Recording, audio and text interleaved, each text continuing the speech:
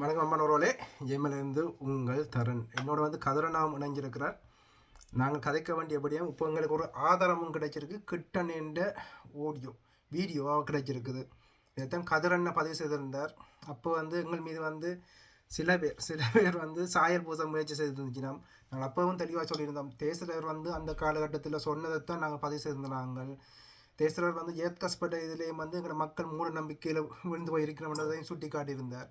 இப்போ வந்து கிட்டண்ணை வந்து தெளிவாக வந்து மூட நம்பிக்கை பெரியார் திராவிடம், நாங்கள் வந்து திராவிட இனம் என்றதையும் வந்து தெளிவாக சொல்லியிருக்கிறார். அந்த காணொலி வந்து நான் போன வீடியோவில் போட்டிருக்கிறேன். இப்போ என்னோட கதிரண்ணா இணைஞ்சிருக்கிறார்.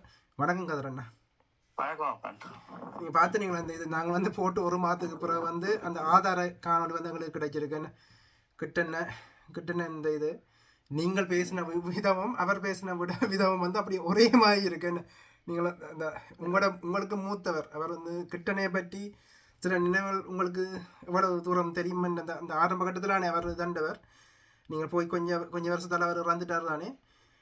ஆனால் நீங்கள் படித்த பள்ளிக்கூடம் அவர் அந்த போராளிகள் தளபதிமாராக இருந்தவர்கள் வந்து ஒரே பள்ளிக்கூடத்தில் ஒரே இதில் வந்து படித்ததுக்கு ஆதாரம் வந்து நீங்கள் கதைச்ச விதம். நீங்கள் எப்படி பெரியாரை பற்றி கதைச்சிங்களோ மற்ற மூட நம்பிக்கை பற்றி என்னோட கதைச்சு கொண்டு இருப்பீங்களோ அதே இதைத்தான் பெரிய இது கிட்ட நான் வந்து கதைச்சிருந்தார். என்ன அந்த காணொலி நீங்கள் பார்த்துனீங்களா? என்ன கண்டிப்பா அந்த காணொலியை வந்து வெளியிட்டவர்களுக்கு முதல்ல நாங்கள் மிக பெரும் நன்றிய அவர்களுக்கு சொல்லணும். மிக பெரும் தமிழர்களினுடைய அந்த வரலாற்று பதிவுகள் என்பது இதுதான்.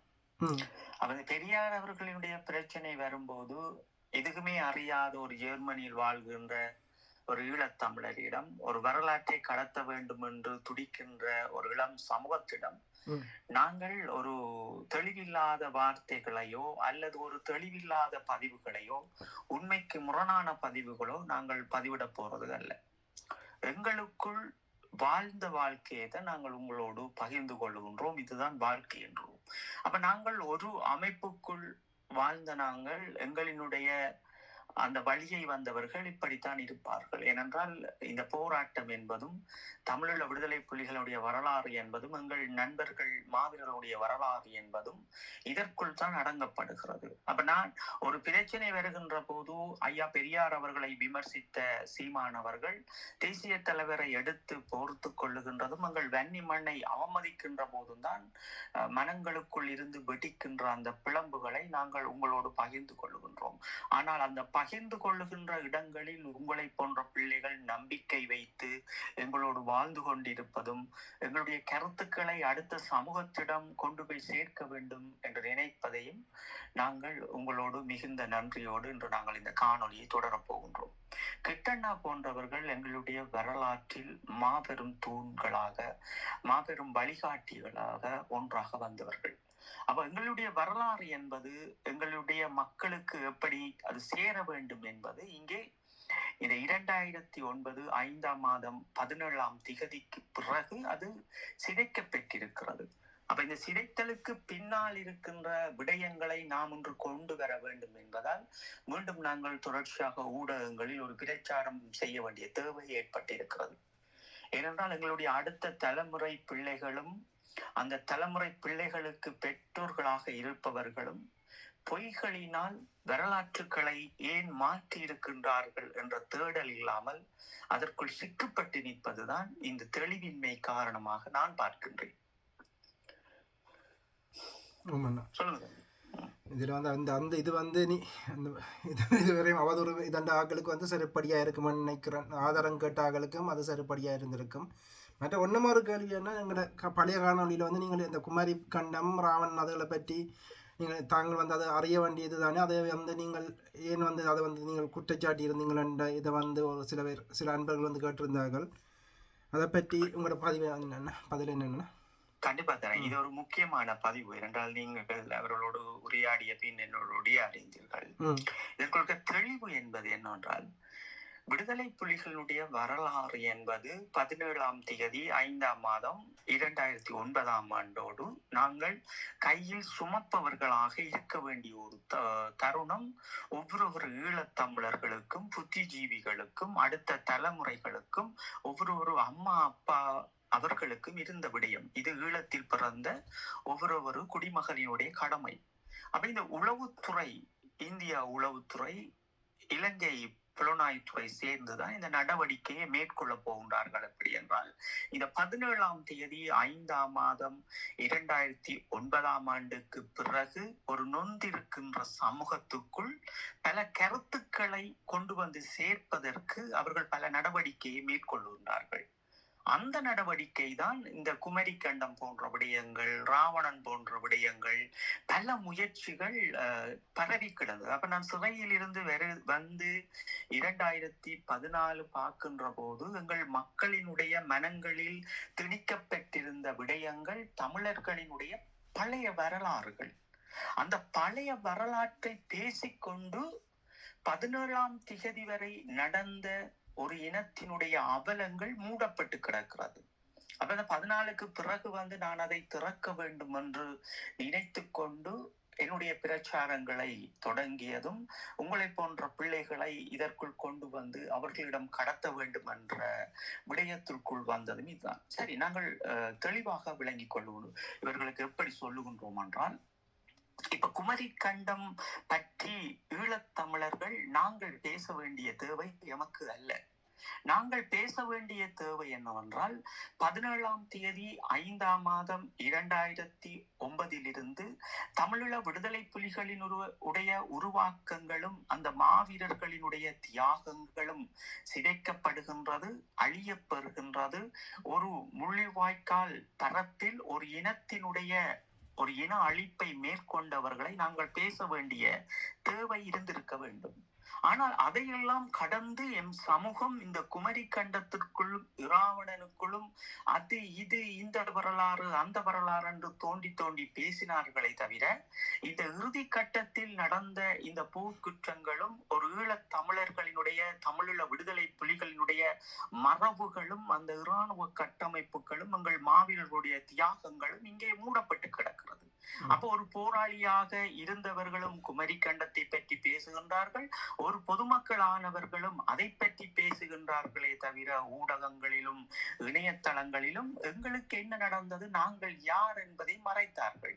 அப்ப இதற்கு பின்னுக்கு இருக்கின்ற விடயங்களை எப்படி உற்று நோக்க வேண்டும்?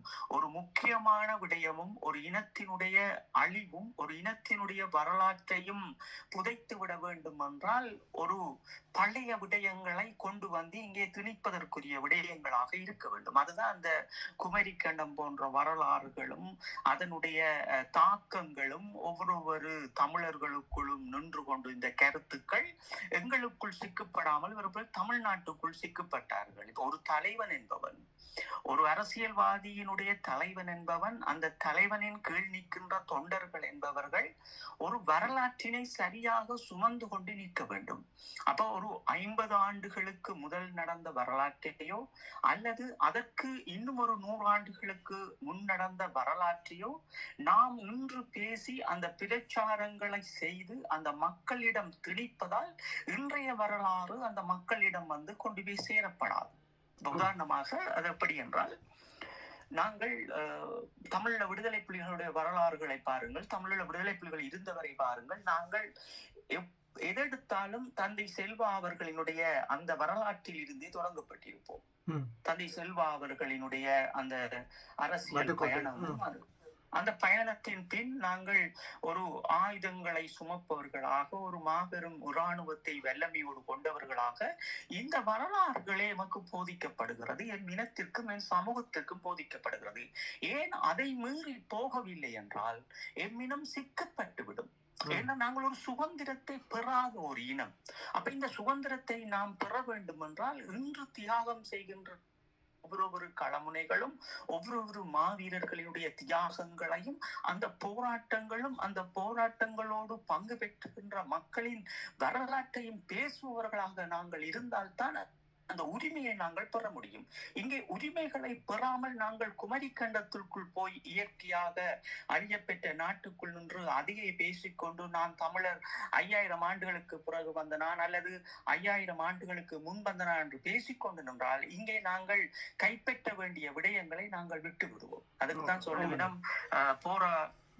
போற பஸ்ஸுக்கு கை காட்டாதீங்க, ஏன்னா வரக்குள்ள கை காட்டுங்க, போன பஸ்ஸுக்கு கை காட்டாதீங்க. இது வந்து இப்போ வந்து நிகழ்காலத்துக்கு இப்போ வந்து இப்போ நடந்த இந்த வீண் கௌரவத்தையும் இந்த இப்போ முடிஞ்ச இதை வந்து அந்த வெற்றி கௌரவத்தையும் மற்ற மூட நம்பிக்கையும் தான் இப்போ எங்களோட மக்கள் தூக்கி பிடிச்சி நிற்கிறாரோ ஒழிய இப்போ 2009 என்ன நடந்தது கூட அந்த வரலாறு இப்போ கண் முன்னால் நடந்த வரலாறு கூட வந்து எங்களோட மக்களுக்கு தெரியாது, அல்லது எங்களோட போராட்ட வரலாற்றை பற்றி என்னதுக்காண்டி போராட்டம் தொடங்கின வரலாறு கூட வந்து எங்களோட பிள்ளைகளுக்கு வந்து எங்களோட அடுத்த ஜெனரேஷன் பிள்ளைகளுக்கு எங்களை போன்ற ஆக்களுக்கு வந்து இந்த எங்களோட பெற்றோரை வந்து சொல்ல மறந்தபடியும் இப்போ வந்து எங்களோட பிள்ளைகள் வந்து கொன்சர்ட் இதுகள்னு எங்களோட புனிதர்கள் நாட்களே அந்த கொன்சர்ட்டுக்கு போய் நிற்கிற வேலையில் அவள் செய்யணும். என்னன்னா பெற்றோர் செய்து தவறு, அந்த தவறு பெற்றோர் விட்டது தவறு. அதாவது இலங்கையில் வந்து கிளீன் ஸ்ரீலங்காண்டு சிங்களருக்கே வாக்கு போட்டு இப்போ வந்து புத்தவிகார ஆகட்ட இதன்னையிலாண்டு அப்படி இதன்றது. அதே மாதிரி கிட்டண்ணிட தாயை வந்து எங்களோட தேசரை எப்படி கட்டி அணைச்சாரோ அதே ஃபோட்டோ வந்து இப்போ வல்வெட்டுத்துறைக்கு அனுரா போகிறார். அப்போ வந்து அந்த கட்டி அணைக்க ஃபோட்டோ வந்து இவங்க வெளியிடுறார்கள். ஏனென்றால் 5 நாள் கூட்டத்தொடர் நடக்குது. இந்த மாதம் கூட்டத்தொடர் 23ஆம் தொடங்குது. அப்போ வந்து அதுக்கு வந்து அவர்கள் வந்து தாங்கள் வந்து தமிழ் மக்களோட ஒன்றா போகிறோம் இதன்ற ஒரு போலியான பிம்பத்தை வந்து ஒரு ஷோவை வந்து காட்டினோம். இது வந்து பக்கா ஷோ. என்ன தேசர் எப்படி கட்டி அமைச்சாரோ அப்படி வந்து ஒரு இதை வந்து வேறு பிம்பத்தை கட்டி அமைக்கிறார்கள் என்றால் உங்களுக்கு அறிவு இருக்குத்தானே, மக்களாகி உங்களுக்கு வந்து புத்தி இருக்குத்தானே, அந்த சிந்திக்கிற திறன் உங்களுக்கு இருக்குது. என்னத்துக்காண்டி இவர்கள் இப்படி செய்கிறார்கள்? அதுவும் வந்து இனவாதிகள் ஜேபி இந்த 83 படுகொலையில் வந்து ஜேபியின் முக்கிய நபர் வந்து எப்படி எங்களை வந்து இனப்படுகொலை செய்யும் போது எப்படி துணை நின்றார். 2009 வரையும் வந்து ஜேபி எப்படி இனப்படுகொலைக்கு துணையாக நின்றது, எப்படி இறுதி போரில் வந்து ஒரு மனத்தால் போர் நிறுத்தத்தை கூட விடாமல் வந்து எப்படி செய்திச்சுது. சுனாமி நிதி கொடுக்காமல் வந்து பதவி அமைச்சராக இருந்த உங்களோட அனுரா வந்து ஏன் பதவி விலகி போனார்? தமிழர்களுக்கு ஒரு சென் கூட கிடைக்கக்கூடாதுன்னு தன் பதவியை விலகி போனார். இப்போ வந்து ஒரு அம்மாவோட கட்டிப்பிடிச்சு நிற்கிற படத்தை வந்து இதான் பரப்பினம் என்றால் அதுக்கு பின்னால் இருக்கிற சகுனி வேலை சூத்திரத்தை வந்து வடிவாக சிந்திச்சு பாருங்கள். நான் சொன்ன சரியான கண்டிப்பா. இப்ப இதுல இருக்கிற விடயம் என்னன்னு சொன்னால் தரன், அப்ப அவர்களுக்கு ஒரு தேவை வருகுது. என்னன்னு சொன்னால் இந்த போராட்டத்தை மீண்டும் ஈழத்தமிழர்கள் சுமக்க கூடாது, தொடங்கக்கூடாது, முன்னெடுத்து செல்லக்கூடாது. இதற்கு ஒரு நடவடிக்கை வேண்டும் என்பதால் தான் அவர்கள் இந்த குமரி கண்டம் போன்ற வரலாறுகளை ஒரு டிசைனர் மூலம் இதை உருவாக்குகின்றார்கள். இப்ப உலகத்தில் வந்து ஒரு டிசைனர் இருக்கு, டிசைனருக்கு படிக்கின்றார்கள். இப்ப எதற்கு எடுத்தாலும் ஒரு வீடை கட்ட வேண்டுமா, அல்லது ஒரு வாகனத்தை தயாரிக்க வேண்டுமா, ஒரு பிளைட்டை தயாரிக்க வேண்டுமா என்றால் இதற்குள் பல டிசைனர் இருப்பார்கள். அதே போல்தான் இன்று அந்த உலகத்தில் ஒரு டிசைனர் வந்து எப்படி என்றால் ஒரு நாட்டினுடைய போராட்டங்கள், ஒரு நாட்டினுடைய ஒரு தாகத்தினுடைய, ஒரு மக்களினுடைய தாகத்தினுடைய அந்த எண்ணங்களை வந்து சுருக்குவதற்காக ஒரு டிசைனர் வச்சிருப்பாள். அது இந்த டிசைனரில் மிகவும் தேர்ச்சி பெற்றவர்கள் இந்த இந்திய ரோ. இந்த இந்திய ரோவ் என்னவென்றால் அவர்களுக்கு தமிழர்களினுடைய மிக பெரும் ஆற்றல்களும் மிக பெரும் புரிதல்களும் என்னவென்றால் புலத்தில் அந்த தமிழ் மக்கள் மிக பெரும் பலமாக இருக்கின்றார்கள். இந்த 2009 17ஆம் தேதி 5ஆம் மாதத்துக்கு பிறகு அவர்களுக்குள் நடைபெறுகின்ற ஒவ்வொரு விடயங்களையும் அவர்கள் சிதைக்கின்ற வேலையைத்தான் செய்வார்கள். அப்போ ஒரு மிக பெரும் ஆழ்மையோடு பயணிக்கின்ற மக்களை எப்படி அந்த டிசைன் மூலம் குழப்ப வேண்டும் என்றால் தமிழர்களுக்கு இன்று நடந்த வரலாறு அல்ல, எமக்கு ஒரு பின்னுக்கு ஒரு 5000 ஆண்டுகளுக்கு முன் 1000 ஆண்டுகளுக்கு முன் நடந்த ஒரு வரலாற்றை அதற்குள் கொண்டு வந்து பெருமை பாடுகின்ற விடயத்தை கொண்டு வர வேண்டிய தேவை இருக்கிறது. ஏனென்றால் அந்த பெருமை பாடுகின்ற விடயத்தை இது யார் கொண்டு வருகின்றார்கள் என்றால் ஒரு இலட்சியத்தை அன்று தூக்கி நின்றவர்கள். அதாவது நாங்கள் 17ஆம் தேதியோடு ஆகுதியாகிய பின் அதற்கு பின் தூக்க வேண்டும் என்று நினைத்த ஒவ்வொரு ஈழத்தமிழனையும் தோற்கடிப்பதற்காகத்தான் இந்த குமரிக்கண்டம் போன்ற வரலாறுகள், ராவணன் போன்ற வரலாறுகள், பல வரலாற்றை தமிழர்கள் இப்படி வாழ்ந்தார்கள் என்று கொண்டு வந்து வைத்து ஒரு அலையாக அந்த பிரச்சாரங்களை செய்கின்றார்கள். அந்த அலைகளுக்குள் எம்மவர்கள் சொல்லுங்க தொடருங்க. அப்ப அந்த அலைகளுக்குள் எம்மவர்கள் போய் சிக்கப்பட்டு கொண்டு இங்கே நடந்த வரலாற்றையும் நாம் எப்படி அடுத்த காய் நகர்த்த வேண்டும் என்று தெரியாமல் தான் இந்த தமிழ்நாட்டுக்குள் சீமானோடு போய் சிக்கப்பட்டு நிற்கின்றார்கள். அப்ப அவர்களுக்கு ஒரு தேவை இருக்கிறது என்னவென்றால், தேசிய தலைவர் அவர்களின் முகங்களை வைத்துக் கொண்டு இந்த ஈழத்தமிழர்களை தோற்கடிப்பது. அந்த தோற்கடிப்பதற்கு எம்மை சுற்றி பல நடவடிக்கை இன்று நடந்து கொண்டிருக்கிறது. இது கருத்தியல்கள் ரீதியாக ஒரு இனத்தை தோற்கடிப்பதற்காகவே இந்த குமரி கண்டம் போன்ற வரலாறுகளை உங்களுக்கு இந்தியா ஊடகங்களில் பரப்பி இருக்கின்றார்கள் என்பதுதான் உண்மை. அப்போ ஒரு தமிழன் ஒரு ஈழத்தமிழன், ஒரு நாட்டிற்காக போராடியவன், தன் மக்களையும் தன் தலைவனையும் கொடுத்திருக்கின்ற ஈழத்தமிழன் அடுத்த கட்டத்திற்கு தன்னை தயார் செய்து போவதற்கு முடியாமல் நிற்கின்ற போதுதான் இந்தியாவில் இருந்துதான் இந்த இப்படியான வரலாறுகள் போற்றி பாடப்பட்டிருக்கிறது இணையதளங்களில். அப்ப நாங்கள் 2014 வந்து பார்க்கின்ற அத்தனை ஆய்வுகளும் வந்து எம் அடுத்த தலைமுறையின் நகர்வுகளை துண்டிப்பதற்கும் சிந்தனைகளை அவர்களிடமிருந்து அகற்றுவதற்குமான விடயங்கள் நடக்கப்பட்டிருக்கிறது. அப்ப நாங்கள் எங்களுடைய மக்களுக்கு மிக தெளிவாக சொன்னாங்கள், நாங்கள் 2 தலைமுறை கொண்டவர்களாக, அதாவது 1968, 1970, அதுக்கு பிறகு வந்தவர்களினுடைய வரலாற்றை எடுத்து பாருங்கள். நாங்கள் 2 தலைமுறை பிள்ளைகளுக்குத்தான் அவருடைய அப்பாவினுடைய பெயரை பிறப்பு சான்றிதழில் வைத்திருப்பார்கள் என்று சரியா விளங்கிக் கொள்ளுங்கள். அந்த இடத்தில் தான் அவர்களுக்கு அது புரியவில்லை என்று நான் நினைக்கின்றேன். இந்த பிறப்பு சான்றிதழை நான் கொண்டு வருவது என்னவென்றால், 70ஆம் ஆண்டிற்கு அதற்கு பிற்பட்டு பிறந்தவர்களினுடைய பிறப்பு சான்றிதழ்களிலும் அப்பாட பேர் மட்டும்தான் தெரியும். அதற்கு பிறகு தெரியாது என்று அதில் போட்டிருப்பார்கள் பெரும்பாலானோர்கள். 75க்கு பிறகு, 80க்கு பிறகு, 85க்கு பிறகு இன்று வரை போடுபவர்கள் அப்பாவினுடைய பேரை கூட போடுவதற்கு வாய்ப்பு இருக்கிறது. அது எவ்வளவு தூரம் என்றல்ல, நான் பார்த்தது அல்ல, அது இப்படித்தான் இருக்கும் என்று நான் நம்புகின்றேன். ஏனென்றால் நாங்கள் எங்களுடைய குழந்தைக்கு இன்று அதற்குரிய பேர் வைக்கும் போது அப்பாடப்பா வைக்கும்போது அடுத்தவருடைய தலைமுறை எங்களுக்கு தெரியாது, பேர் எதென்று தெரியாது. அப்ப அந்த வரலாற்றோடு நாங்கள் நிற்கின்றோம். அப்ப இந்த வரலாற்றோடு நிற்கின்றதைத்தான் நான் எங்களுடைய பிறப்பு சான்றிதழை சுட்டி காட்டியிருந்தேன். அப்ப இந்த பிறப்பு சான்றிதழை வைத்திருக்கின்ற ஈழத்தமிழர்கள் ஒவ்வொருவரும் எங்களுடைய குடியுரிமை என்பது இலங்கையில் ஒரு ஈழத்தமிழனாகவே பதியப்பட்டிருக்கிறது. இலங்கை தமிழன் என்பதே பதியப்பட்டிருக்கிறது. நாங்கள் ஒரு குமரி கண்ட தமிழன் என்றோ இந்திய தமிழர் என்றோ எங்களை பதிவிடவில்லை. அப்ப இந்த 1000 ஏந்தி போராடிய தமிழீழ விடுதலை புலிகளும், இந்த மண்ணுக்காக மடிந்த எங்களுடைய மாவீரர்களும் எங்களுக்காக மடிகின்ற போதுதான் நாங்கள் சொல்லுகின்றோம் என்னவென்றால், எங்களுக்கு ஒரு தேசம், எங்களுக்கு ஒரு மொழி, எங்களுக்கு ஒரு ஆண்மை, எங்களுக்கு ஒரு வீரம், எங்களுக்கு ஒரு விவேகம், எங்களுக்கு ஒரு மிக பெரும் ஒரு அறிவார்ந்த சமூகமாக புலத்தில் இருக்கின்ற மக்கள் அனைவரையும் திசை திருப்புவதற்கு ஏற்பாடு செய்யப்பட்டிருந்ததுதான் இந்த பிரச்சாரங்கள். அப்ப இந்த பிரச்சாரங்களுக்குள் போய் நின்றவர்கள் சீமானோடு சிக்கப்பட்டு கொண்டு அந்த நாடகத்துக்குள் அரங்கேறிக்கொண்டு இன்று வரை நிற்கின்றார்கள். அது எங்களுடைய மாவீரர்களுடைய ஆத்மா மெல்ல மெல்ல அதை உடைத்தெறிகிறது. அது உடைத்தெறியும். இன்னும் குறிப்பிட்ட காலங்களில் எங்களுடைய மக்களே புரிந்து கொள்வார்கள், நாங்கள் எவ்வளவு ஆழ்மையோடு இருந்தவர்கள், ஏன் இதற்குள் போய் சிக்கப்பட்டோம், இந்தியா என்பது என்ன என்பதை அவர் புரிவார்கள். அப்ப இந்தியா என்பது எப்பவும் தமிழர்களுக்கு எந்த ஒரு தீர்வையும் தரப்போறது அல்ல. அப்ப அவர்கள் அந்த மாநிலங்களாக இருப்பவர்கள், மொழி வழி மாநிலங்களாக அவர்களுடைய யாப்பினை எழுதி வைத்திருப்பவர்கள் எங்களுக்கு ஈழத்தமிழர்களுக்கு ஒரு தனிநாட்டு கோரிக்கையோ அல்லது எங்களுடைய சுய நிர்ணய உரிமையோ தருவதற்கு அவர்கள் எவ்வித ஒரு துளியும் எமக்கு செய்ய போறது அல்ல. அப்ப எதற்கு நாங்கள் போய் இந்தியாவில் நிற்க வேண்டிய ஒரு தேவை ஒவ்வொரு ஈழத்தமிழர்களுக்கும், புத்தி கூர்மை உடையவர்களுக்கும், புத்திசாலித்தனம் உடையவர்களுக்கும், பெற்றோர்களுக்கும், பெற்றோரில் இருந்து உருவாக்கப்பெற்ற இளையோர்களாக இருப்பவர்களுக்கு ஒரு தேவை இருக்க வேண்டும் என்னவென்றால், நாங்கள் ஏன் எதற்காக இந்தியாவுக்குள் நிற்க வேண்டும் என்ற ஒரு கேள்வி எழுப்பப்பட வேண்டும். அப்ப இந்தியாவுக்குள் கொண்டு வந்து சீமானவர்களை வைத்திருக்கின்ற விடயமே ஈழத்தமிழர்களுடைய அரசியலை சிதைப்பது. ஒரு ஒரு ஒரு போராடி ஒரு இனத்தினுடைய மிக பெரும் தடயங்களை அழிப்பது. அப்ப தடயங்களை அழிப்பது என்றால் உங்களுக்கு அவ்வளவு சீக்கிரம் அழித்து விட முடியாது. அப்ப பழைய வரலாறுகளை கொண்டு வர வேண்டிய தேவை இருக்கிறது. நீங்களும் நாங்களும் ஒன்றென்று சொல்ல வேண்டிய தேவை இருக்கிறது. நாங்கள் ஒன்றாத்தான் சாப்பிட்டோம், ஒன்றாத்தான் உறங்கினோம், 1000 ஆண்டுகளுக்கு முன்றென்றெல்லாம் இந்த இப்படியான கருத்துக்களை சொல்லுவார்கள். அப்ப எங்களுக்கு அது தேவை அல்ல.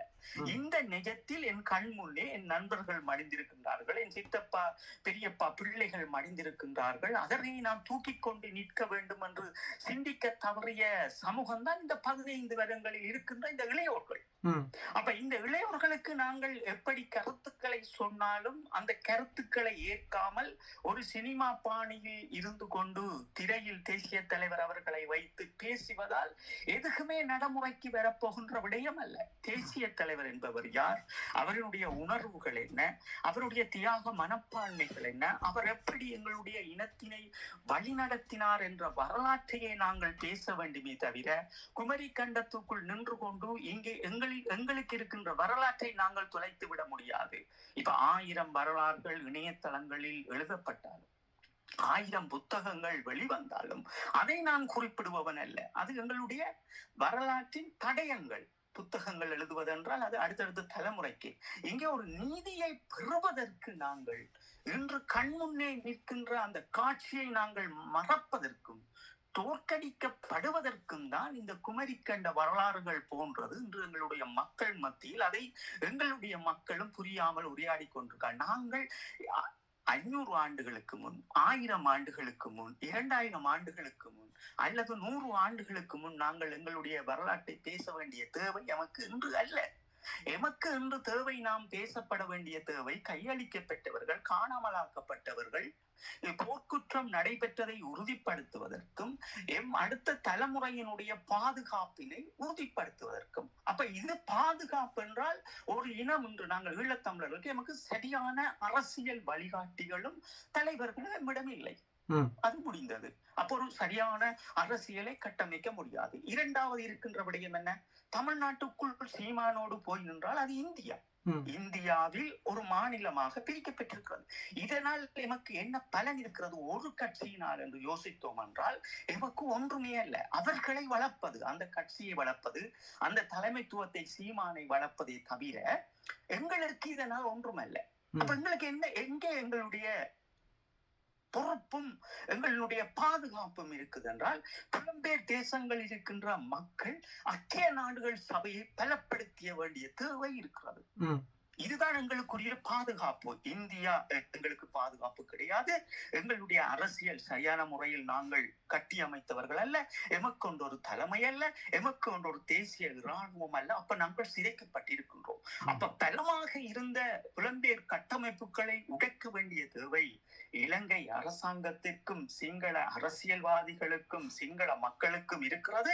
அதே போன்று இந்த இந்தியாவினுடைய நிகழ்ச்சி நிரல் என்கின்ற இந்த ரோவுக்கும் இருக்கிறது. அப்ப நாங்கள் இதிலிருந்தே தெளிவாக புரிந்து கொள்ள வேண்டும் என்றால் இந்தியாவில் இருந்து, இந்திய மொழிவாழி மாநிலத்தில் இருந்து ஒவ்வொரு நாடும் தனிநாடாக விடமாட்டார்கள்.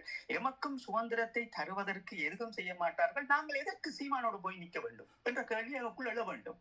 அப்ப எமக்கள் என்ன வேண்டும்? உலக தேசத்தில் இருக்கின்ற நாங்கள் எமக்கு தேவை போர்க்குற்றம், கையளிக்கப்பட்டவர், காணாமலாக்கப்பட்டவர், மிகுதியாக இன்று வடக்கு கிழக்கில் இருக்கின்ற எங்களுடைய உறவுகள், எங்களுடைய மக்கள், அடுத்த தலைமுறை பிள்ளைகள், இவர்களை நாங்கள் எப்படி பாதுகாப்பது? சீமானோடு நின்று பாதுகாத்து விட முடியாது. தெளிவாக புரிந்து கொள்ளுங்கள். நீங்கள் குமரி கண்டத்தில் நின்றோ அல்லது சீமானோடு நின்றோ எங்களுடைய 3 தலைமுறைக்கு இனி வருகின்ற பிள்ளையை உங்களால் பாதுகாத்து விட முடியாது. நீங்கள் தமிழ்நாட்டில் இருக்கின்ற அத்தனை பேர் 1000 தூக்கி கொண்டு போனாலும் இந்திய அரசாங்கத்தில் இருக்கின்ற மிலிட்டரி உங்களை கைது செய்வார்கள். உங்களை போராட அவர்கள் நீங்கள் இந்தியாவுடைய அரசியலை படியுங்கள், உங்களுக்கு புரியும். நான் இதற்குள் என்னுடைய நேரத்தை நான் வீணடிக்கவில்லை. அப்ப நாங்கள் சுற்றி பார்க்கின்ற போது சிங்கள அரசியல்வாதிகளுக்கும் சிங்கள மக்களுக்கும் இருக்கின்ற பயம் என்னவென்றால் புலம்பெயர்ந்த தேசங்களில் இருக்கின்ற ஒவ்வொரு அமைப்பும் ஒவ்வொரு ஈழத்தமிழரும் மிக பலமானவர்கள். அந்த பலம் எங்கே இருக்குதென்றால் அவர்களின் கைக்குள் ஐக்கிய நாடுகள் சபை இருக்கிறது. இந்த ஐக்கிய நாடுகள் சபையை தோற்கடிப்பதற்காகத்தான் இந்த இன்டெலிஜென்ட் போன்றவர்கள், ஸ்ரீலங்காவினுடைய புலனாய்த்துறை போன்றவர்கள், சிஐடி போன்றவர்கள் இந்த ரோவும் சேர்ந்து ஒரு நடவடிக்கையை எம்மவருக்குள் கொண்டு வருவார்கள். ஐக்கிய நாடுகள் சபையை நீங்கள் நம்பாதீர்கள், அவர்கள் தான் எம்மை கொண்டு குவித்தார்கள், அவர்கள் எமக்கு பொறிமுறையை வைக்க மாட்டார்கள் என்று இழுத்துக் கொண்டு செல்வார்கள். பொறிமுறைகள் வருகின்ற போதெல்லாம், எமக்குள் பொறிமுறை வைக்கின்ற போதெல்லாம் அந்த பொறிமுறைக்கான எந்த ஒரு துல்லியான வேலை திட்டங்களையும் அவர்கள் செய்ய மாட்டார்கள். அப்ப இந்த இடத்திலும் நாங்கள் புரிந்து கொள்ள வேண்டும் என்றால் அங்கேயும் வந்து எம்மை சிதைக்கின்றார்கள். ஏன் ஐக்கிய நாட்டுக்குள் ஈழத்தமிழன் சரியாக அவருடைய காய் நகர்த்தலை செய்தான் என்று சொன்னால் புத்திஜீவிகளை சந்தித்து எங்களுடைய பிரச்சனைகள், இனி இருக்கின்ற மக்களினுடைய பாதுகாப்புகள், அத்தனை வலயங்களையும் வீசுவான் என்கின்ற ஒரு பயத்தோடும் ஒரு மிக பெரும் உளவியல் நடவடிக்கையை மிக கச்சிதமாக ரோவும் இன்டெலிஜென்ட் புலனாய்த்துறை இலங்கையும் சேர்ந்து இதை தொடர்ச்சியாக செய்து கொண்டிருக்கிறார்கள். அது 2014 நான் வந்த பிறகு எனக்கு இது மிக தெளிவாக இருந்துதான். நான் அங்கே இருந்து கொண்டே இந்த எங்களுடைய ஆவணங்கள், எங்களுடைய விடயங்கள், இது இப்படித்தான் நடக்கிறது என்ற வரலாற்றை நாங்கள் இந்த இளம் சமூகத்திற்கு தொடர்ச்சியாக கடத்தி கொண்டிருக்கின்றோம். இது இன்று நான் சொல்லுகின்ற விடயத்தை நீங்கள் குறித்து வைத்துக் கொள்ளுங்கள். அது நீங்கள் பெரிய அரசியல்வாதியாக இருங்கள், அல்ல படித்த பட்டங்களை போய் லண்டனில் படித்தவராக கூட இருங்கள். உங்களுக்கு ஒரு விடயத்தை சொல்லுகின்றேன். தமிழ்நாட்டில் சீமான் அவர்களோடு போய் நின்று 15 ஆண்டுகள் எம்முடைய இலட்சியத்தை துடைத்தெறிந்திருக்கிறீர்கள். சற்று உன்னிப்பாக சிந்தித்து பாருங்கள். இலங்கையிலும் எமக்கான அரசியல் எந்த ஒரு கட்டமைப்பையும் புலத்தில் இருந்தவர்கள் செய்தது கிடையாது.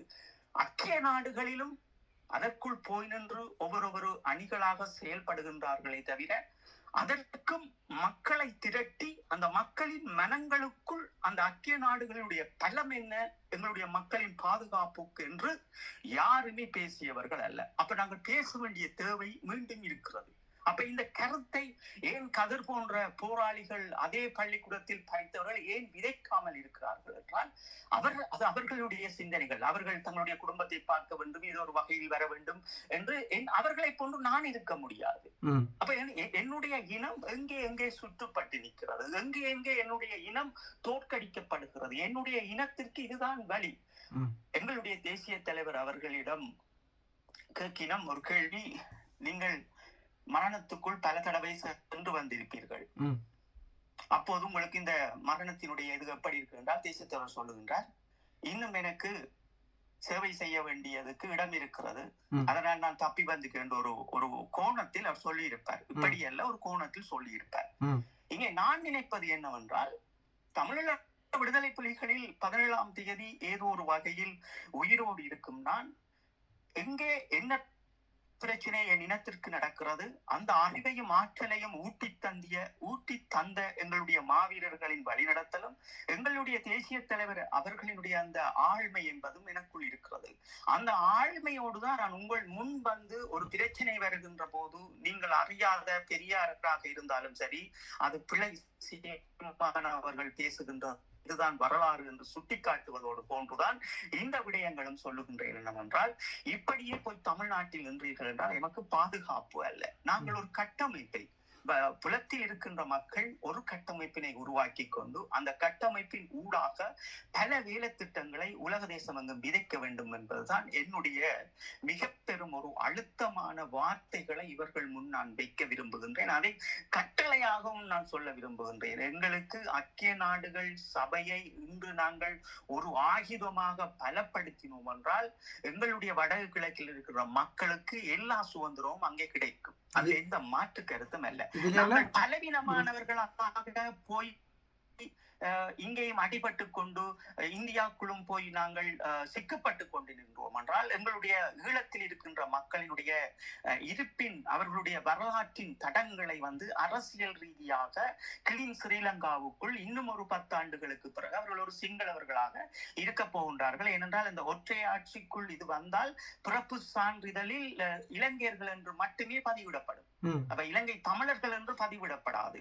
அப்ப இதையெல்லாம் புரிந்து கொண்டு நாங்கள் முதலில் ஒரு ஐக்கிய நாடுகளில் இருக்கின்ற வரையறை என்ன, எம்மை குழப்பாமல், எம்மை மற்றவர்கள் சொல்லாமல் நாங்கள் இறங்கி அதற்குள் இதுதான் பலம் என்று ஒற்றுமையாக நின்று கொண்டு ஐக்கிய நாடுகளே எங்களுக்குரிய இன்றைய ஆயுதம். இந்த ஆயுதத்தை தமிழர்கள் இறுக்கி பற்றி கொள்ள வேண்டுமே தவிர தமிழ்நாட்டில் இருப்பது ஆயுதம் கிடையாது. அது உங்கள் உழைப்பையும் சுரண்டி எங்களினுடைய இலட்சியங்களையும் துடைத்தருவதற்கு உருவாக்கப்பட்டிருக்கின்ற கருப்பு ஆடுகள்.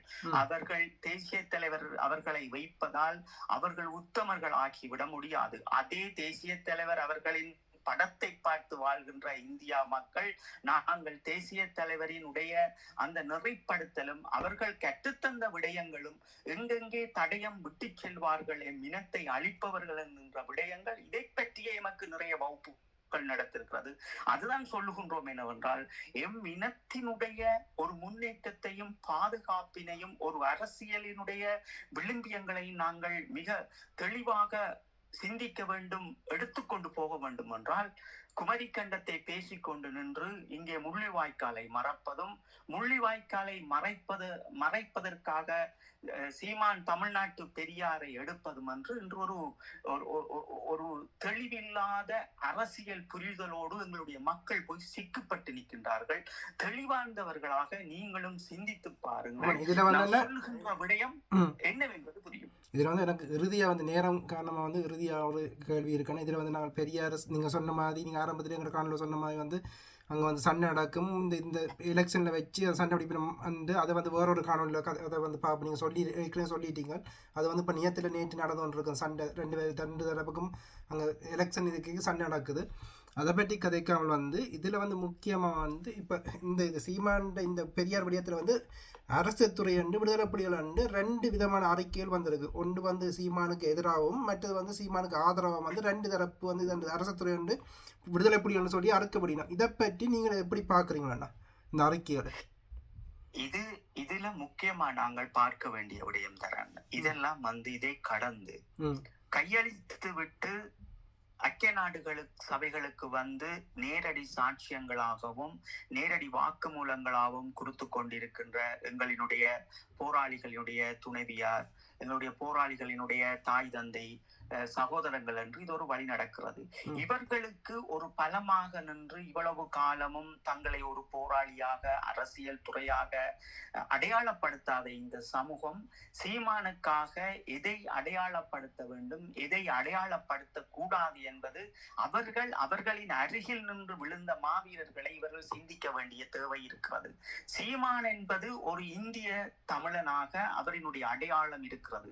அந்த அடையாளத்தை பெற்று கொண்டு இவர்கள் தமிழீழ விடுதலை புலிகள் அரசியல் துறையாக ஏதோ ஒரு வகையில் ஒரு கடிதத்தை எழுதி அவர்கள் முன்மொழிகிறார்கள் என்றால் அதனால் இவர்கள் எதை பெற்றுக்கொள்ள போகின்றார்கள் என்ற ஒரு தீர்க்கமான ஆற்றலையும் அறிவு சார்ந்த விடயங்களையும் மக்கள் முன் அவர்கள் கடத்த வேண்டிய தேவை இருக்கிறது. அப்ப இந்தியா அரசாங்கத்திற்குள் இருந்து இவர்கள் எதை சீமானிடம் இருந்து பெற்று எங்களுடைய மக்களுக்கு கொடுக்க போகின்றார் என்பதை முதலில் இவர்கள் தெளிவுபடுத்த வேண்டும். இப்ப கதிராகிய நான், தரனாகிய உங்கள் ஊடாக ஒரு விடயத்தை சொல்லுகின்றேன் என்றால் இந்தியா அரசாங்கமானது இலங்கை தமிழர்களாகிய ஈழத்தமிழர்களுக்கு எந்த தீர்வையும் வைக்காது. எந்த ஒரு தீர்வு நாங்கள் முயற்சி செய்தாலும் தோற்கடிப்பார்கள், போர்க்குற்றத்தையும் தோற்கடிப்பார்கள் என்று நாங்கள் சொல்லிக் கொண்டே இருக்கிறோம். இதையும் மீறி சீமானோடு நின்று பணம் கொடுப்பவர்களும் இப்படியான அறிக்கையை விடுகின்றவர்களும் தெளிவாந்து இது அவர்களுடைய பிரச்சனை அல்ல. இது தமிழீழ விடுதலை புலிகள் 17ஆம் தேதி 5ஆம் மாதம் 2009 நாங்கள் ஆகுதியாகிவிட்டோம். இங்கே இருப்பவர்கள் குறிப்பிட்ட பேர் ஒரு அணியில் இருந்தவர்கள் ஒன்று சேர்ந்து நிற்கின்றார்கள். இன்னொரு புறம் அவர்கள் ஒன்றாக சேர்ந்து பயணிக்க வேண்டும் என்று போய்கொண்டிருக்கின்றார்கள். அப்ப இப்படி போறவர்கள் இனத்தினுடைய அடுத்த தலைமுறையின் இருப்பினை தக்க வைப்பதற்கு சிந்திக்க வேண்டுமே தவிர சீமானை வளர்த்து விடுவதும் சீமானுக்கு பின்னுக்கு நிற்கின்ற இந்த அரசியலில் அலங்கோலமான வார்த்தையை பேசுகின்றவர்களுக்கு சோறு போடுவதற்கும் மகிழ்ந்து வேண்டி கொடுப்பவர்கள் இவர்கள் அறிக்கையை விட்டார்கள் என்றால் இவர்கள் மிக பெரும் பாவத்துக்குள் இவர்களின் குடும்பங்களோடு இவர்கள் சிக்கப்படுவார்கள். இதை பற்றி நாங்கள் கணக்கிலே எடுக்கக்கூடாது. எந்த ஈழத்தமிழரும் கணக்கிலே எடுக்கக்கூடாது. ஏனென்றால் 17ஆம் தேதி 5ஆம் மாதம் 2009ஆம் ஆண்டு தமிழீழ விடுதலை புலிகள் ஆகுதியாகிவிட்டார்கள். இங்கே யாரும் அல்ல. ஒரு இனத்தினுடைய அரசியல் நடவடிக்கையை முன்னெடுத்து செல்ல முடியாத இந்த சமூகம், இந்த அரசியல் புலிகள் ஒரு இனத்தினுடைய போர்க்குற்றம் ஐக்கிய நாடுகள் சபைகளில் இருக்கின்ற போது ஒவ்வொரு பொறிமுறையாக வருகின்ற போது அதற்கு ஒரு நடவடிக்கை எடுத்து செய்யாதவர்கள் இதற்குள் அறிக்கை புலிகளாக இருக்கிறார்கள் என்றால் இவர்களை அந்த மக்கள் தான் எம்முடைய மக்கள் புரிந்து கொள்ள வேண்டும். இது ஒரு யூடியூப்பில் இன்று ஒரு வியாபார பொருள்.